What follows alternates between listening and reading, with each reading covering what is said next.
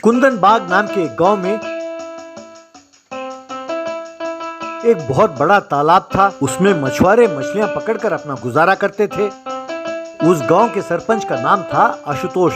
वो बहुत बड़ा कंजूस और चालबाज था। तालाब में मछलियां पकड़ने के लिए वो उन मछुआरों से पैसे ऐंठता था। इतना ही नहीं, बात बात पर वो दाम बढ़ाता था।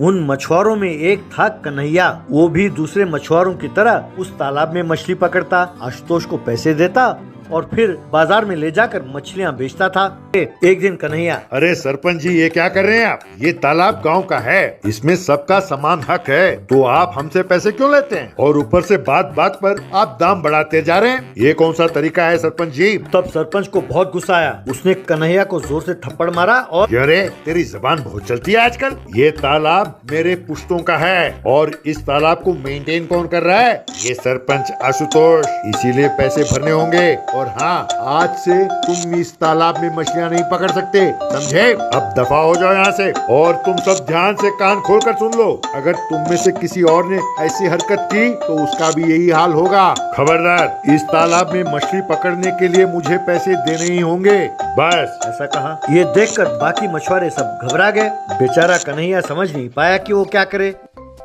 वो एक मिस्त्री के पास मजदूरी करने लगा। वहाँ वो ईंटें और सीमेंट की बोरियां उठाने का काम करने लगा। एक बार एक धनवान ने मिस्त्री को पैसे दिए और कहा कि उसके पुराने घर को गिराकर वहाँ पर नया घर बनाए। तब दूसरे मजदूरों के साथ कन्हैया ने भी मिलकर उस पुराने घर को गिराने का काम शुरू किया। कन्हैया एक दीवार को तोड़ रहा था कि तभी उसको दीवार के अंदर से एक पुरानी बांसुरी मिली। वो हैरान होकर उसे देखने लगा। बाद में उसे अपने घर ले गया और घर वालों को उस बांसुरी के बारे में बताया। तब उसके बेटे ने कन्हैया से उसे लिया और कहने लगा, क्या ये दीवार में मिला है? भाई हो सकता है इसमें कोई जादू हो, पहले मैं बजाता हूँ उसे।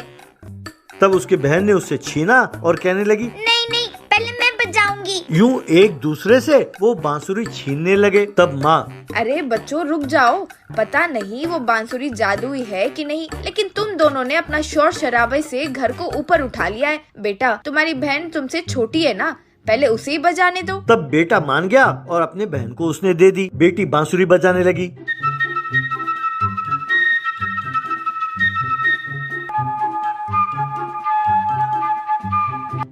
बस वहाँ टोकरियों में पड़े आलू और प्याज हवा में उछलकर गिरने लगे। ये देखकर सब हैरान रह गए।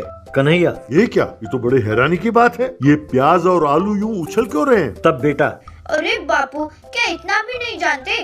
भाई जब बांसुरी बजाते हैं तो उसके आसपास हल्की चीजें जो होती है ना, वो ये हवा में उड़कर गिरती है। लेकिन इस जादू का हमें क्या फायदा होगा? तब कन्हैया के दिमाग में एक आइडिया आया। कन्हैया, है ना, इसका फायदा है। कल से हम एक मछली का ठेला लगाएंगे और उसमें हम ग्रिल फिश बनाकर लोगों को बेचेंगे। गरीबों के लिए केवल 10 रुपए में बेचेंगे। इस तरह उसने गांव भर में वो पोस्टर चिपका दिए।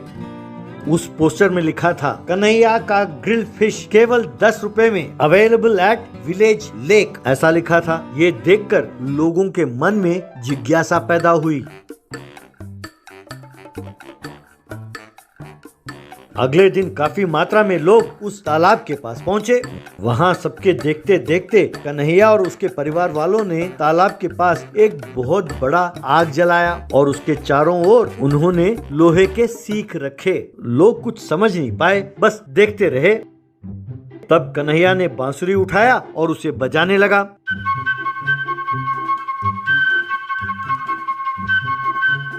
बस तालाब में से मछलियां उछल उछल कर उस आग में गिरने लगी। ये देखकर लोग दंग रह गए। कन्हैया और उसके परिवार वालों ने उन मछलियों को उठाया, उन्हें काटकर उन लोहे के सीख में डालकर उनमें मसाला भरा और उस आग में एकदम स्वादिष्ट ग्रिल फिश बनकर तैयार हुए। लोग उसे लेकर चस्का लेकर खाने लगे। कन्हैया ने फिर से बांसुरी बजाई।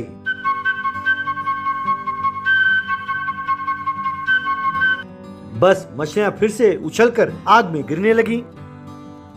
फिर से उनमें मसाला भरकर आग में ग्रिल करके लोगों को देने लगा कन्हैया। इस तरह उस दिन उसने खूब पैसे कमाए। जब इस बात की खबर आशुतोष को मिली, अगले दिन वो अपने आदमियों के साथ तालाब के पास आया और कन्हैया के साथ लड़ने लगा। क्यों रे, ये माल क्या तुम्हारे बाप का है जो मेरी मछलियाँ पकड़कर तुम बेच रहे हो? चुपचाप अपना दुकान यहाँ से हटाओ। तब कन्हैया, लेकिन साहब, मैं तो आपके तालाब में उतरकर मछलियाँ पकड़ नहीं रहा। तुम्हारी मछलियाँ हैं जो उछल कर आकर मेरे पास गिरती हैं, तो इसमें मैं क्या करूँ? देखा गाँव वालों, इसमें मेरी कोई गलती है क्या? मैं आप लोगों को सस्ते दाम में अच्छे ग्रिल मछलियाँ खिलाना चाहता हूँ और ये आकर बीच में टांग अड़ा रहा है। आप ही इसे सबक सिखाइए। बस गांव वालों को बहुत गुस्सा आया। उन्होंने आशुतोष और उसके आदमियों को पकड़ा और उन्हें खूब मारा।